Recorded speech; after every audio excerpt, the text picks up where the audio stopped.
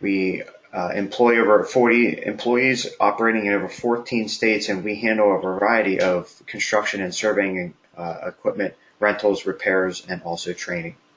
Our office is headquartered in Allentown, Pennsylvania, with satellite offices in Crofton, Maryland, New Jersey, and Milford, New York. Massachusetts, rather, I'm sorry.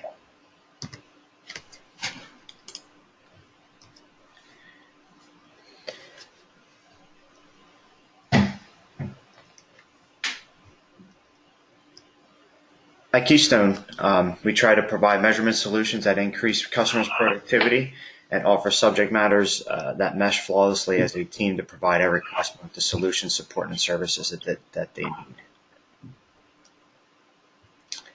And again, as I mentioned, we handle a large variety of construction and surveying equipment from laser levels all the way to your most sophisticated scanners and UAS systems. Here, I won't read them off, but you can see all our technology partners that we have that we work with.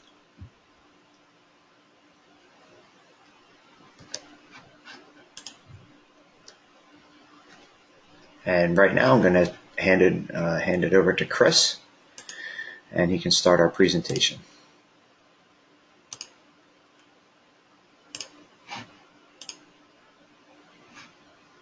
All right, Chris, you should now be the presenter. Very good. Good morning. Is everyone seeing my screen? I can see it. Good. Very good. Let me just get this over to the...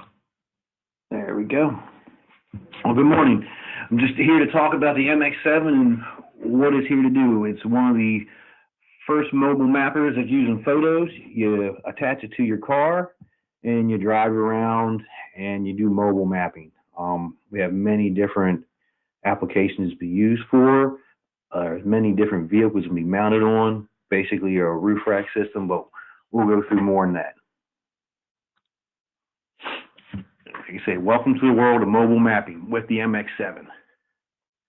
It's going to open your eyes up to many different things here that you didn't think you could do possible with the camera. Making your jobs a little bit easier, and I mean, basically driving down the roads as fast as you're going on that road up to 65, taking imagery back, and then being able to either use that as a GIS mapping grade, or if you use a little bit of survey restraints in there, as in put in just known marks out there, like fire hydrants and stuff, you can make it a survey grade. Here is the MX7.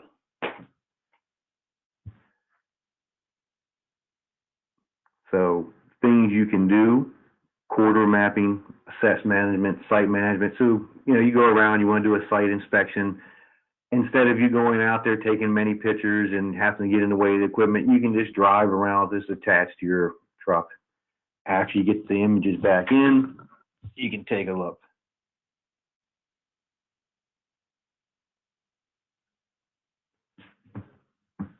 They have data ports on the bottom, which we'll get more into that too. It has high accuracy photogrammetry. It's 360 imagery from its cameras in here. There's, I think there's 6 on the box there, and there's one on top that takes your top view in there. It has a GNS on top, and there's also another one that you use on there on the top of the track. And that'll get your trajectories. And then you can get your corrections off of there. If you have a problem where you're losing your GPS outage, that's when you're going to have reference points in there to help you out with your photo. So if you went out and you lost GPS coverage, but you had some static points or some reference points in there, then you could get your photos geo-referenced back in. But if you lose your GNS connection there, it's going to be a little bit of problems.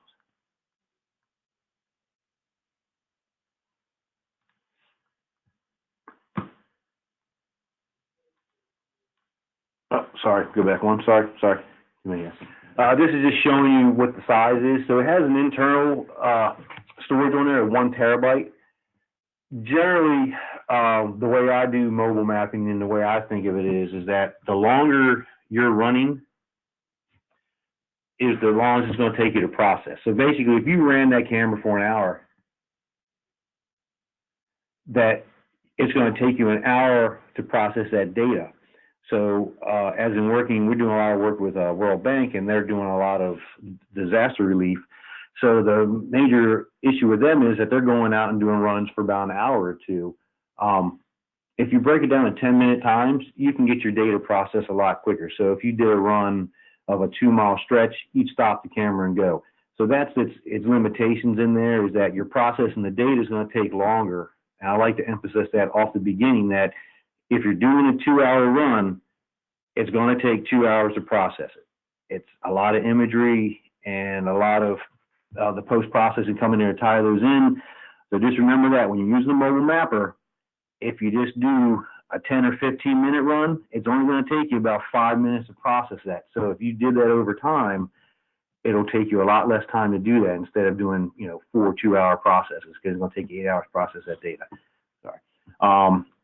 To keep getting on about the system requirements, it's pretty remote. I mean, it's pretty simple. As long as you can put a roof rack on a car, like a Thule roof rack. I wouldn't recommend putting a cheap, just little insert roof rack up there. I mean, you're putting a lot of money on top of your car. I would recommend spending the $200 to $400 on a roof rack for your investment up there. I've seen a lot of people just attach cameras, just kind of tie downs and whatnot. This is not what you want to do. It's a very simple operation if you get a roof rack to put the railing system on and all. I'll show you the railing system as it comes down. Very portable. You can essentially put it on a golf cart too, or you can even put it on like a walk-in building kind of a deal. I forget what they call those things, like segways. Your workflow is going to be, you collect your data, and I'm sorry for the blurriness of my PDF here. You're going to go out and you're going to collect the data, and the way you're going to collect the data is through a computer or through a tablet, and you're going to Wi-Fi into the MX7.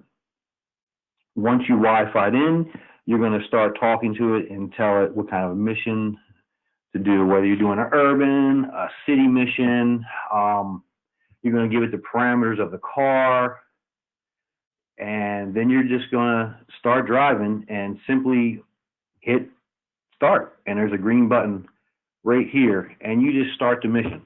And as you start the mission, it just starts collecting data, and it's a very, very simple tool to use.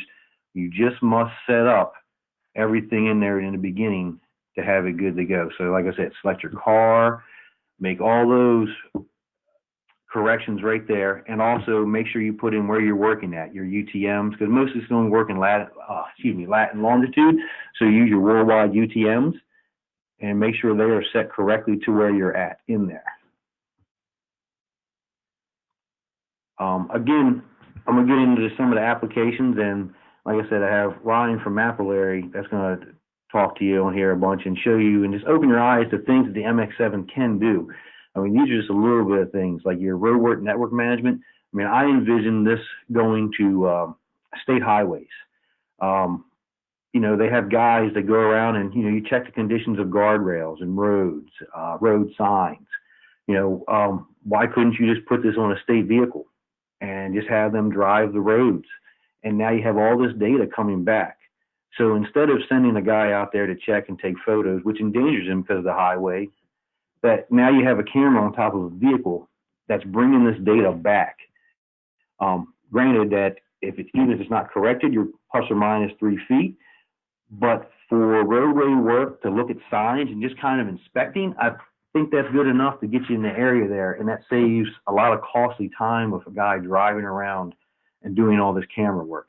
So after you drive around with this, you bring this back in, you reference it. You can lay it on a Google image.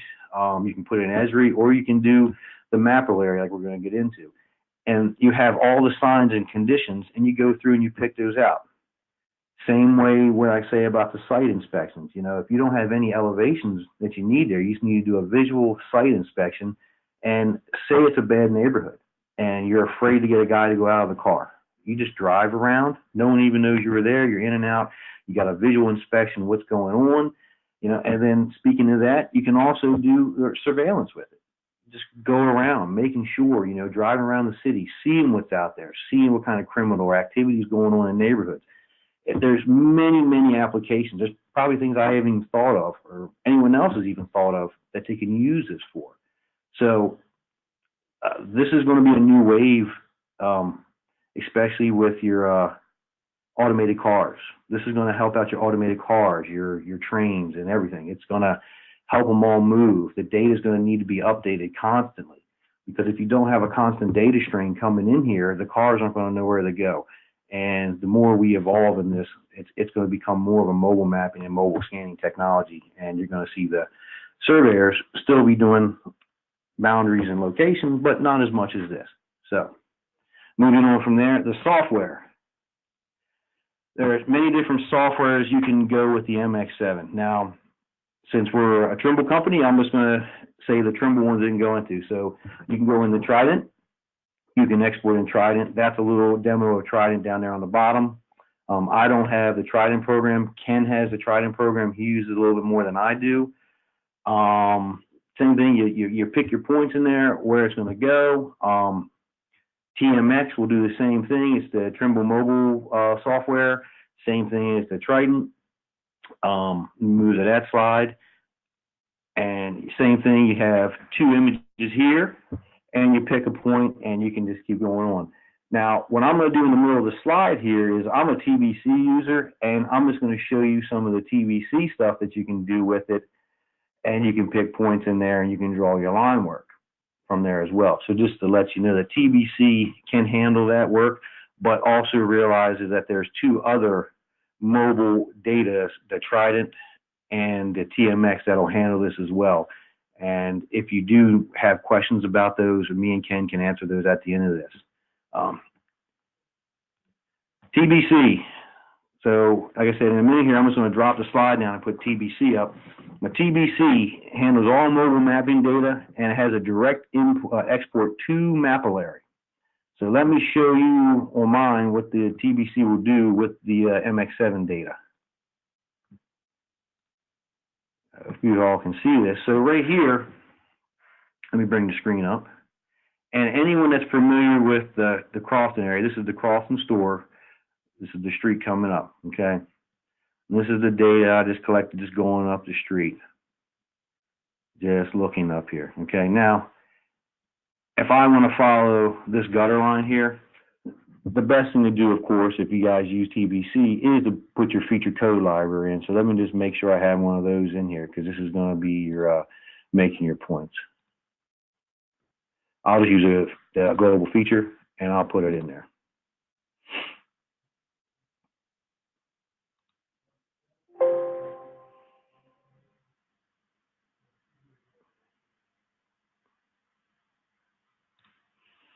Hold on one second. Of course, it wants to take a little lock up here when I'm trying to put it in.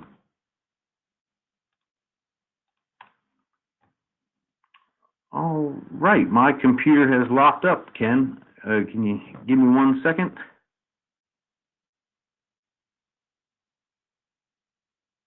One second, I'm sorry. All right, now here we go. So now I want to do this gutter over here, so I'll go to my feature codes, and I'll go down and I'll grab gutter. And I'll make it a code.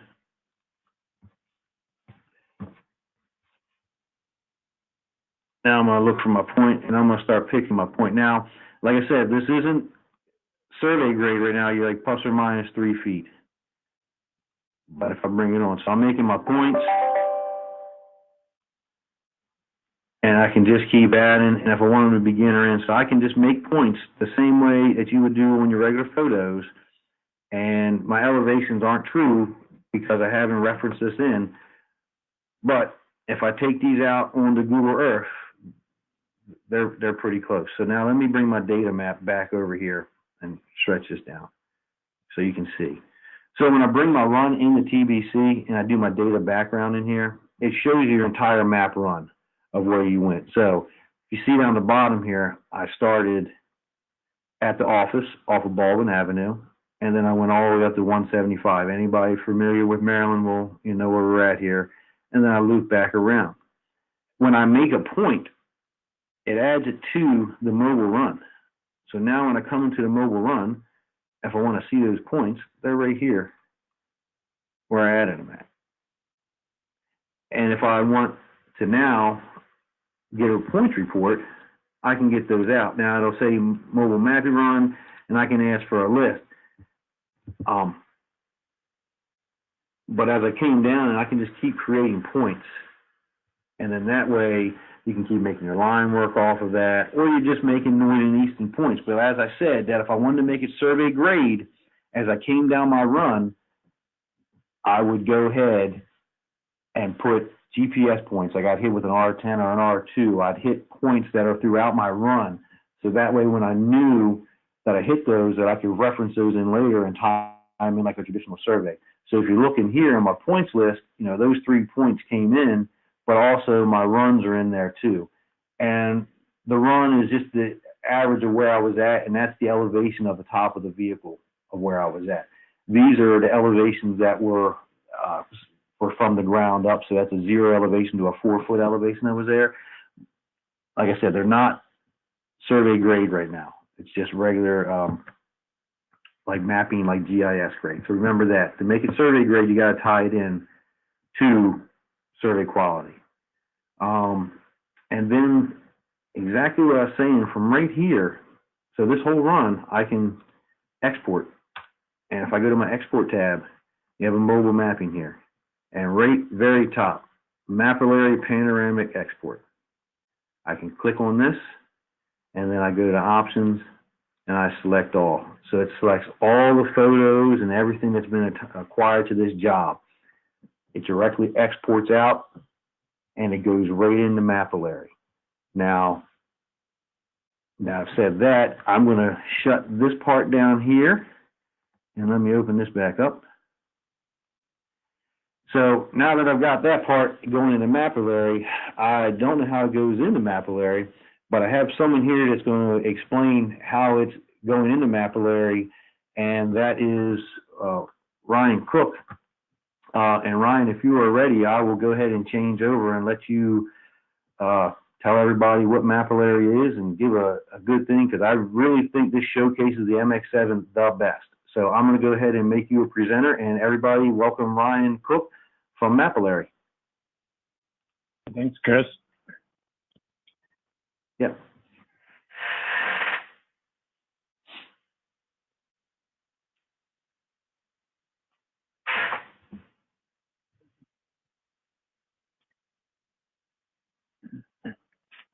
Hey, good morning. This is Ryan Cook with Mapillary, and thanks, Chris, for the introduction. So now I will share a few of the tools that Mapillary is building to help extend the use of captured imagery using the Trimble MX7. First, by way of introduction, Mapillary is a platform for extracting map data from street-level imagery using computer vision. So what we focus on is being able to use imagery captured from the street to provide both the images and the map data for use cases covering community, government, public sector, transportation department, and commercial maps.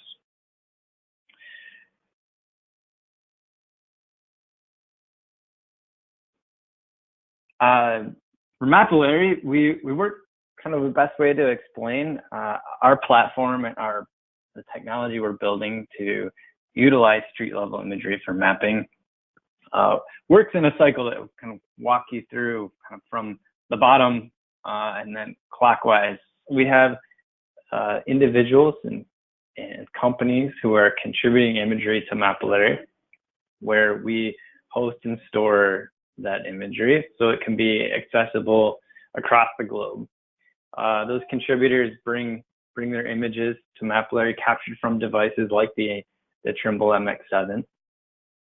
Using the timestamps and latitude and longitude of each image location, we can reconstruct the street in 3D. Then the next step in our processing and our automated processing that's in the platform is that we can detect traffic signage so that all of the standard signs in the U.S. Transportation Code, the MUTCD, we can detect those with a 98% accuracy using computers alone. In addition to the traffic signage, we can detect objects. We announced today on our blog that we've actually grown the number of objects that we can detect into 120 types of features that are visible from the street. We give the example of bikes and trees, but this could also be benches, utility boxes, utility poles, street furniture, lane markings on the street. From those detections and inside the photos, we can generate map features, and we can serve those in shape files into your mapping platforms. We can serve that via the web or via direct download deliverables.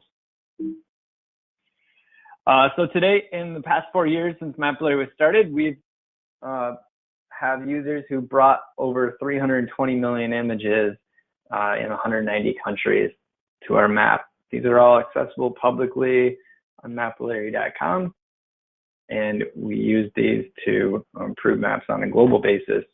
So I'll walk through a couple of notes around the technology that we can use, focus specifically on use cases with the Trimble MX7, but across the globe, imagery comes into the Mapillary platform from a variety of devices, ranging from professional systems to tools that you can use to update your coverage on a daily basis during your drives, such as dash cams, action cameras, and phones.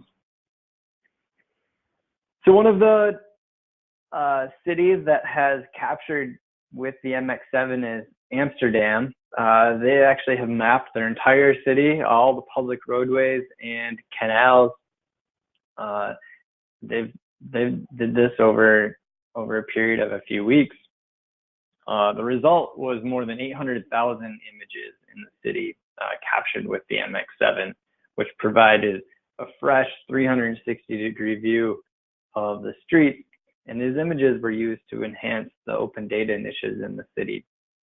So they became publicly available, so mapping companies, developers, folks interested in mobility and transportation could use the images that were captured very, very recently to update their decision-making process on how to place bus stops, focus on lighting improvements or sidewalk improvements. A variety of departments across the city are using the images. So behind the scenes look at, once those images are in Mapillary, they're easily browsable. You're able to browse these whether you're on a desktop connection or on a mobile device. Once the imagery is in Mapillary, you don't have to worry about those tools, those hosting, the platform. We're providing that technology to make that easy to deliver. Behind the scenes, the 3D reconstruction. This is not LiDAR. This is actually the MX7 imagery alone. Once it's been processed in Mapillary, behind the scenes, this 3D reconstruction shows how we can understand the street.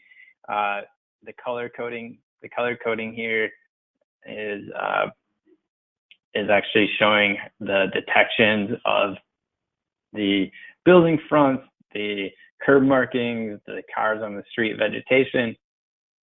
We can then detect objects like street lights and place those with 3 dimensions in X, Y, and Z. This is all done. The imagery comes into the platform. We process it within hours, and then it's served back as map data to you, so it's accessible within hours into your workflow. But overall, we can do this at a citywide scale, and this is going to make your after capture workflows very efficient. A couple of other use cases: in Dar es Salaam in Tanzania, volunteers used an early version of the Trimble MX7. This was capture that was performed on a tuk-tuk, so a variety of mounting options to be able to put the Trimble MX7 onto a vehicle. It shows that individuals without a specialization in mapping can be quickly trained on how to use the hardware they were able to capture imagery, and now it's accessible in Mapillary. You can actually browse there today, and they're using this to improve development and flood resiliency in the country. With the help of Mapillary, we're also able to work at great speed. So Chris, you mentioned describing some of the processing workflows. Those are the steps to get your imagery off the camera and have the images stitched in 360 degrees. Once that's completed, we can bring those panoramas into Mapillary and make that very accessible very quickly. So in the last fall, during the devastation of the hurricanes in Florida and in Houston, there were partners who owned the MX7. They were on the street in Key West within a few days, and that imagery was accessible to first responders within hours after the weather event cleared. So some other use cases of agencies that are working with Mapillary in the U.S. The state of Vermont has captured statewide imagery from their photo log vans over a 5-year period. We're actually hosting that imagery for the state of Vermont. We're also doing that for the state of Connecticut. And these agencies are exploring the next steps on what would be the options if they upgraded their photo log vehicles or their photo log vans to utilize 360-degree imagery. And we think that the MX7 is the type of device that would address their use cases of capturing at a large scale over many miles and at highway speeds. And in that transportation sector, because of the detections that Mapillary provides through computer vision, we can automatically detect all of the standard traffic signage in the US as well as 60 other countries.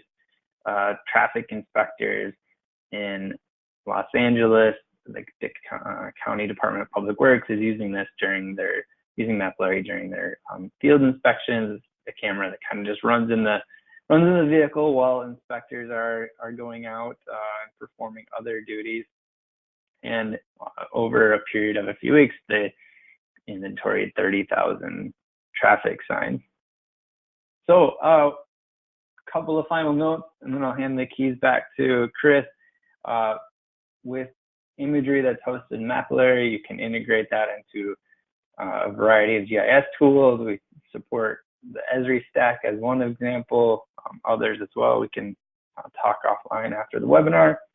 And you can access your imagery through ArcGIS Online. You can integrate with Web App Builder for developers.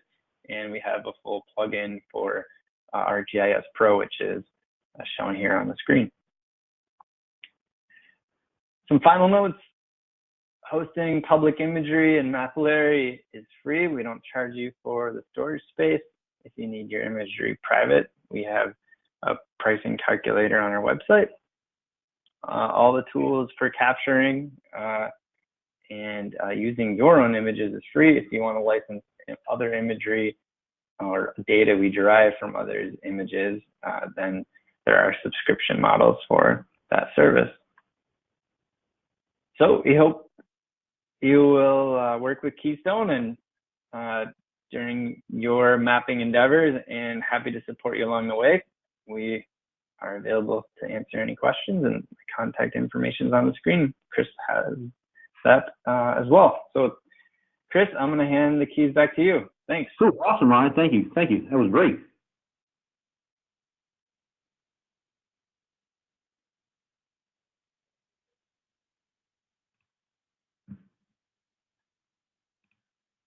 Let me get my screen back up. There we go.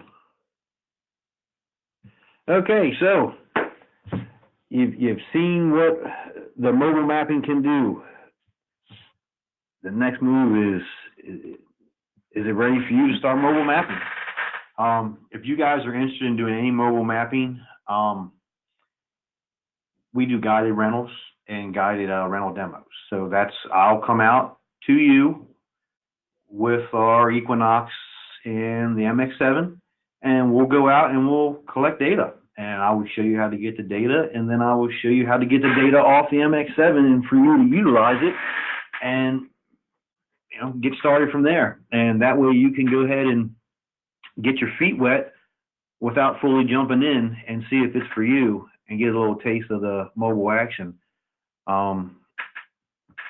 That's really about all I have for the mobile mapping, Ken and guys. If you guys want to start doing any kind of questions, or if there's anything I missed or anything you guys want to bring in, I mean, and Ryan's here too. Any of you guys that feel free to ask us questions, or if Ken, you got anything during, please let us know right now. We'll go ahead and start answering them and firing them off.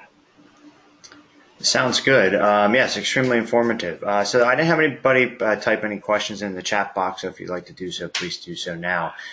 Chris, I just didn't know if you had any additional slides on potentially the components, a little bit more in depth of the components, because really there aren't many components to it. So if you just maybe had an image or two that you could show everybody what exactly is part of it and Yes, yeah. I wish I could do on the webcam, because I actually have the railing system and everything in the room right now. So let me pull up the components of that. Ken, if you just want to take the screen for a minute, and then I'll grab that. I'll just give you the screen and I'll get the components up real quick. Let me get the components.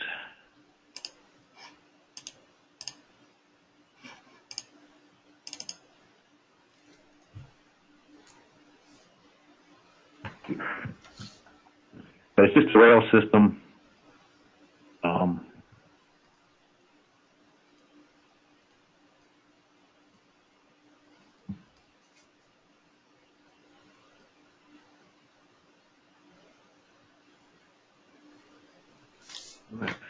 Hold on. Real quick.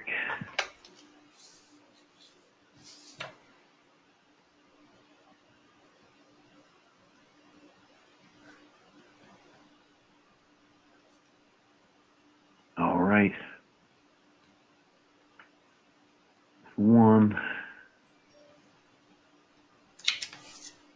All right, here we go.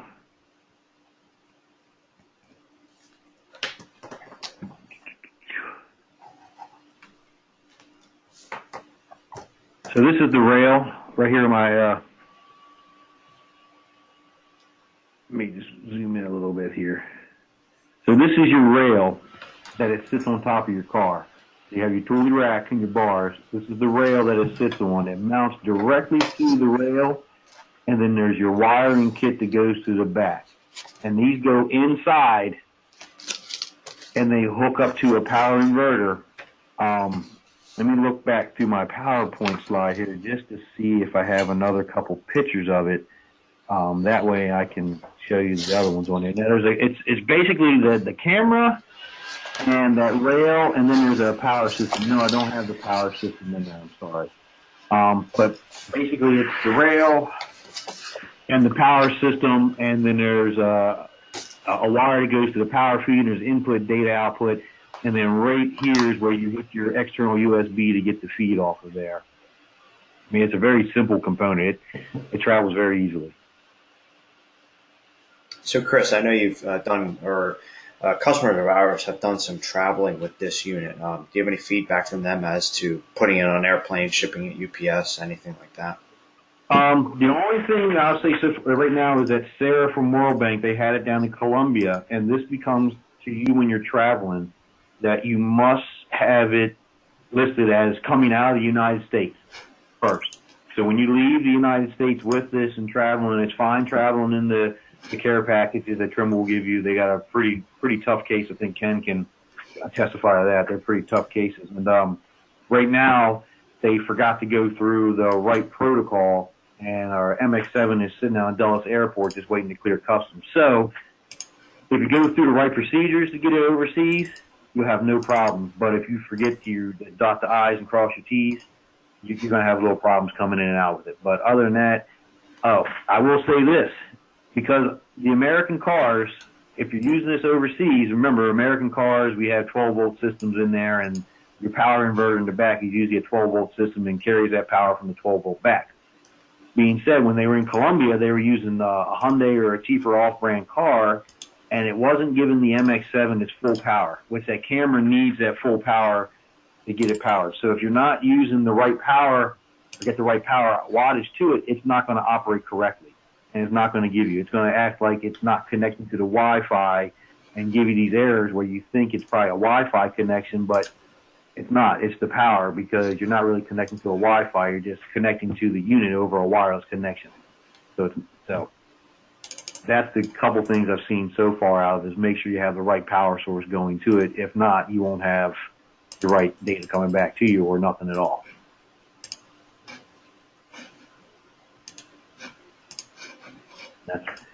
That's what I got so far out of it. But otherwise, I mean, the users, I mean, the guys that have been using is World Bank. They're, you know, not GIS, not mapping guys. They're a bank just doing, you know, just doing asset management and just checking it out. So Sarah and all is very smart, but her users, they came in and they've never used one before, and I think I had them up and running in 4 hours. And then they were getting data out at the end of the day. So they came in for an 8-hour class. The morning was how to set the MX7 up, and then how to start getting data. And then in the afternoon, we went for a drive, and they captured data, and they exported it, and they felt confident. And the next week, they went to the Virgin Islands and came back very successful. So, and then Ryan, you got the imagery correct from that?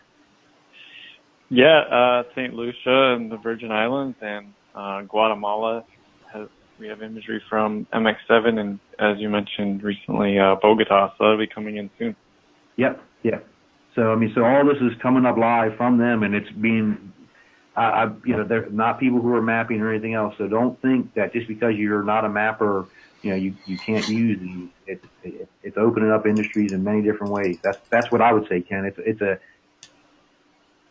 a very exciting time for mobile mapping, I would say. Do either of you have any sense for how many miles that World Bank has mapped so far? Ryan would probably have a better sense than I. I mean, roughly. Yeah. Yeah, I would say though, in general, each day someone can complete from 50 to 150 miles a day. Depends on, you know, the neighborhood type or whether you're out on the highway. So from the side of the World Bank, they've been able to complete multiple neighborhoods within, you know, a couple day mission. So don't have off the top of my head a total mileage, but you know, the system's able to keep up with them as they traverse neighborhoods in various countries. Yeah, so we'll do a rough, say maybe 75 miles a day as an average. Will be nice, something like that, maybe 75 to 100. So you can probably get up to 400 to 500 a week done. Gotcha. Wow, that's impressive. Okay, well, if there's no other questions, I believe we're almost at our time here. Next month on August 28th at 9 a.m., we will be featuring the new Trimble TSD7 with Access 2018. So please look for an email coming out shortly with a web invite to that. So if you have any questions, Chris, if you just want to flash up your email address one last time, they can jot that down. You can ask Chris any questions. Otherwise, I hope everyone has a great day. Yep. Thank you.